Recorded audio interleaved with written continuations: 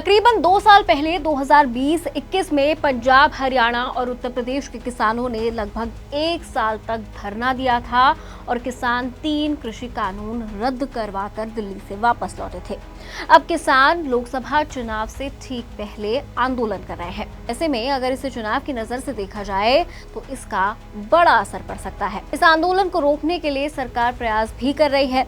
किसान नेताओं और केंद्र के बीच बातचीत हो रही है, लेकिन अभी तक कोई नतीजा नहीं निकल पाया है। एक शर्त पर तो सहमति बन गई है, पर मोटा कोई निष्कर्ष नहीं निकला है। किसानों ने मंगलवार को दिल्ली चलो के लिए अपनी पूरी ताकत लगा दी। सुरक्षा बलों ने किसानों को दिल्ली कूच करने से रोकने के लिए आंसू गैस के गोले तक छोड़े, पानी की बौछार का भी इस्तेमाल किया। फिलहाल तो ये आंदोलन थमता नजर नहीं आ रहा है, लेकिन इस पूरे मामले में एक सवाल उठता है, किसान आंदोलन से क्या केंद्र की बीजेपी सरकार को नुकसान होगा? क्या बीजेपी को आने वाले लोकसभा चुनाव में किसान आंदोलन से नुकसान उठाना पड़ सकता है? चलिए समझते हैं। किसान आंदोलन को लेकर सरकार एक्टिव तो है, लेकिन घबरा नहीं रही है। भले ही लोकसभा चुनाव से पहले किसान दिल्ली में जुटने लगे हों, लेकिन सरकार में अफरा तफरी का माहौल तो फिलहाल नजर नहीं आ रहा है। किसानों के इस आंदोलन में ज्यादातर संगठन पंजाब के हैं, यानी कि एक बार फिर से किसान आंदोलन का केंद्र पंजाब है। बीजेपी का पंजाब में इतना जनाधार नहीं है। पिछले लोकसभा चुनाव में बीजेपी को पंजाब में 2 सीटों पर जीत मिली थी। बीजेपी ने पंजाब की 13 सीटों पर शिरोमणि अकाली दल के साथ चुनाव लड़ा था। ऐसे में पंजाब केंद्रित किसान आंदोलन से बीजेपी पर ज्यादा असर नहीं होगा, लेकिन बीजेपी का जो 400 पार का लक्ष्य है उस पर जरूर सेंध लग सकती है, क्योंकि अगर किसान नाराज होते हैं तो पंजाब में इसका सीधा फायदा आम आदमी पार्टी और कांग्रेस को होगा और एक बार फिर बीजेपी तो अच्छा परफॉर्म शायद नहीं कर पाएगी। लेकिन इस आंदोलन में एक दूसरा तबका भी शामिल है। किसान हरियाणा से निकलते हुए आ रहे हैं, इसमें पश्चिमी यूपी के भी किसान शामिल हैं।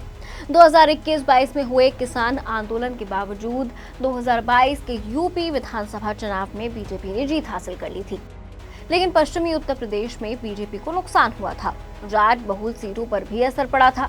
2019 के चुनाव में जाटलैंड की 7 सीटों पर बीजेपी को हार मिली थी। बीजेपी को मुजफ्फरनगर, मेरठ समेत 3 सीटों पर काफी कम अंतर से जीत मिली थी। हालांकि इस बार जयंत चौधरी की आरएलडी भी बीजेपी के साथ है। ऐसे में जाट वोटर्स भी बीजेपी के साथ आते दिख रहे हैं। इस बार के आंदोलन से बड़े किसान नेता भी दूर हैं। हरियाणा के गुरुग्राम सिंह चरूणी के अभी तक इस आंदोलन का हिस्सा होने की कोई खबर नहीं है। संयुक्त किसान मोर्चा की ओर से कहा गया है कि उन्हें आंदोलन में बुलाया नहीं गया है, उनसे राय ली गई है। ऐसे में वो इसमें शामिल नहीं होंगे। इससे बीजेपी को कम नुकसान होने की चांसेस है। सारे समीकरणों को समझते हुए किसानों की कई मांगों पर सरकार काम भी कर रही है। किसानों ने न्यूनतम समर्थन मूल्य यानी एमएसपी के लिए कानूनी गारंटी, स्वामीनाथन आयोग की सिफारिश को लागू करने, किसानों को खेत मजदूरों के लिए पेंशन, कृषि ऋण माफी, पुलिस मामलों को वापस लेने और लखीमपुर खीरी हिंसा के पीड़ितों के लिए न्याय की मांग जैसी बातें सामने रखी हैं। अब इसमें सरकार आगे क्या फैसला लेती है उसका असर भी चुनावों में देखने के लिए मिल सकता है। जाहिर है कि ये बात बीजेपी को भी अच्छी तरह पता है, इसीलिए सरकार के 3 मंत्री लगातार किसानों के साथ बातचीत भी कर रहे हैं। तो अगर हम मोटा तौर पर इसे समझे तो कहीं कहीं बीजेपी को इसका नुकसान झेलना पड़ सकता है। ये बात बीजेपी को बेहद अच्छी तरह से पता है, लेकिन कुछ जगहें ऐसी भी हैं जहां बीजेपी अश्योर्ड है कि किसान आंदोलन से उनके वोटर्स पे कोई खासा फर्क नहीं पड़ेगा। इसे आप कैसे देखते हैं? कमेंट सेक्शन में अपनी राय जरूर शेयर कीजिए। देखते रहिए एबीपी लाइव।